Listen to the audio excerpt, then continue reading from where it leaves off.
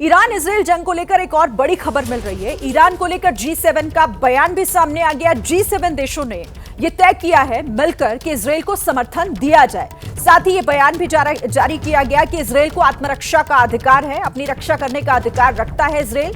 Iran कभी परमाणु हथियार नहीं रख सकता है। G7 की तरफ से यह बयान महत्वपूर्ण हो जाता है युद्ध के इन हालातों के बीच, जब दोनों देश एक दूसरे पर एक के बाद एक बड़े अटैक कर रहे हैं, नुकसान पहुंचा रहे हैं। तो ऐसे में G7 का ये बड़ा बयान, और इस पर बात करने के लिए जगविंदर जी फिर से आपके पास आती हूं इस सवाल के साथ कि आखिर G7 अगर ये फैसला लेता है और ये बयान मिलकर एक जारी किया जाता है तो इसके मायने क्या हो जाते हैं, और ईरान की मुसीबतों को बढ़ाने वाला ये बयान?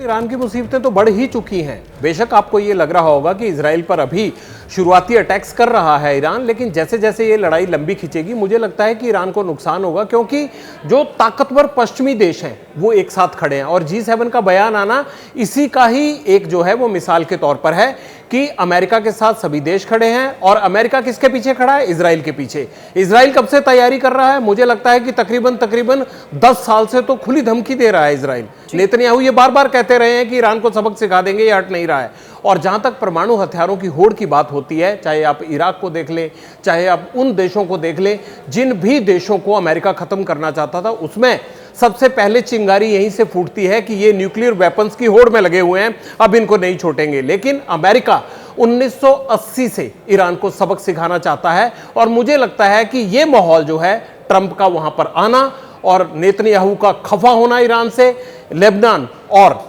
हिजबुल्लाह से लड़ने के बाद और गाजा को एक तरह से मटियामेट करने के बाद, मुझे यह लगता है कि इजराइल को यह राइट मौका लगता था। और ट्रंप जिस तरह से फैसले लेते हैं, जिस तरह से एग्रेसिव एडमिनिस्ट्रेशन चलाते हैं, इजराइल को एक सही माहौल मिल गया 8-10 साल बाद, जब वो ईरान पर हमला करने के लिए सफल रहा है। और दूसरी बात, अमेरिका फुल सपोर्ट करेगा, आप देखना, पूरी तरह से समुद्र से लेकर हवाई रास्तों से लेकर इजराइल की पूरी मदद की जाएगी, और ये डिजास्टर बनेगा फिर ईरान के लिए। अब बड़ा सवाल यह है कि क्या मिडिल ईस्ट के देश अमेरिका को छोड़कर इजराइल के डर में क्या ईरान के साथ आ पाएंगे?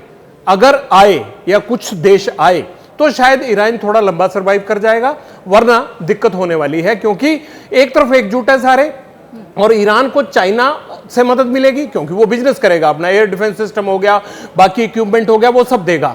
और पाकिस्तान तो इसमें कोई मदद कर नहीं सकता सिवाय शरणार्थी कैंप बनाने के, और उनको भी रसद जो है वो अमेरिका को सप्लाई करनी पड़ेगी या दूसरे ह्यूमैनिटेरियन ग्राउंड्स पर सप्लाई करनी पड़ेगी। तो कुल मिलाकर इजराइल का पक्ष मजबूत दिख रहा है, और मिडिल ईस्ट के देश अभी तक खुलकर जो हैं वो साथ नहीं आ पा रहे हैं ईरान के। ये उसके लिए खतरे की घंटी है।